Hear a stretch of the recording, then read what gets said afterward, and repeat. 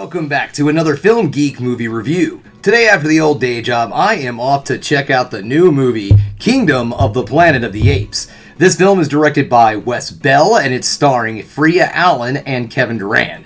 This is the ongoing story of the Planet of the Apes franchise. Now, this is a lot further in the future than the previous film. As far as I know, it's 300 years in the future of Caesar. And in this film, a young ape by the name of Noah is trying to protect a human who is different than the other humans that they have on this world. Now, at this point in the world of the Planet of the apes are definitely on the top of the food chain. And the humans cannot speak, they've gone primal, and they're living in their own little communities in the woods, and certain apes are hunting the humans for sport. Well, then Noah comes across a human that doesn't act like the others. She seems smarter, she can talk, and things of that sort. And you know what, guys? I think she's an astronaut from the rocket that got lost on its way back from Mars in Rise of the Planet of the Apes. So you know what? That's my theory, and I'm sticking to it. So it's enough of me sitting here yammering on. It is time for me to get out the door, because first I gotta go get some work done, and then I'm off to see Kingdom of the Planet of the Apes.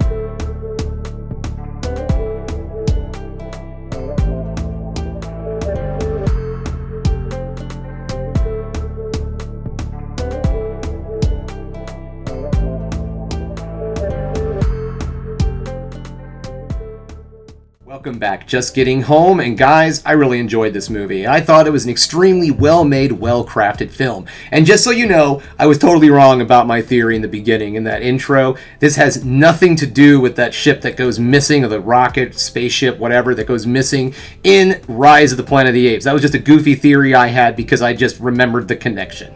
But let's get this started, shall we? We're going to get things started with the negatives, then move into the positives to end the video on the ever so important high note. Okay, so the first thing I'm going to address in this film in the negatives is its runtime. This movie is long. It clocks in at just about 2 hours and 25 minutes. Now, I am not normally bothered by this, but some folks out there might be thinking that is about an hour too long to watch a movie about CGI apes. And you might be right. Now, I feel like the film did an excellent job of filling that space, giving us a good story and a well-developed world. The unfortunate thing is it doesn't spend a lot of time developing the main characters of the film too awful much, except for Noah.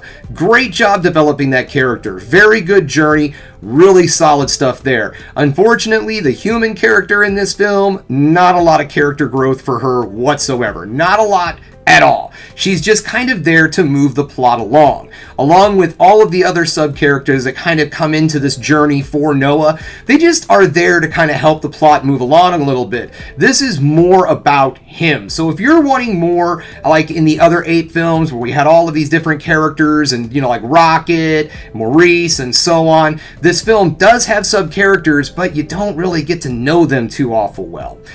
So that being said, I do think this was a very solid film. I really enjoyed this movie. So let's move into the positives, shall we? The first thing I want to address is the CGI. I was blown away. Now, I am not someone who generally is a big fan of CGI. I've said that before. I feel CGI is an excellent tool, but it shouldn't be used as something to take the place of more practical effects. In the case of this film and the Apes series, I guess you could say, wow. Because of the amazing detail and all that they put into the CGI, This movie proves me wrong in that category because everything in this film looks amazing. Now, I know they used the motion capture thing, so that's a good reason why the movement and all in this film looks so natural and well done, but then you have things like the fur, the facial expression, the eyes, all of these things just look so solid and real, and I absolutely loved it. I also really enjoyed the cinematography in this film. There are moments when you're up in the trees and buildings and such, and it really feels like you're very high up there. They do an extremely good job of making you feel like you're up in the air and you could just topple off of that ledge or that branch at any second. The film does a very good job of filming the apes jumping around and such, and at a good high speed that keeps you going and moving. So the movement, the cinematography, excellent in this film. Absolutely loved it. The story I did enjoy. It feels like this is a part of something bigger, and it was something that takes a long time to get to where you're going. If you're expecting a lot of non-stop action, this movie does not have it. But what it does have is a really great hero's journey. So guys, honestly, I feel this is a very solid film, a really great, get out there, check it out in the theaters. This is not a remake of anything from the original. There is some things they take from it. You can get a little bit of a flavor from it, but I don't feel like this is an actual direct remake for the original Planet of the Apes. This is more of world building from the original, or I should say the modern Planet of the Apes series, and a continuation of that story.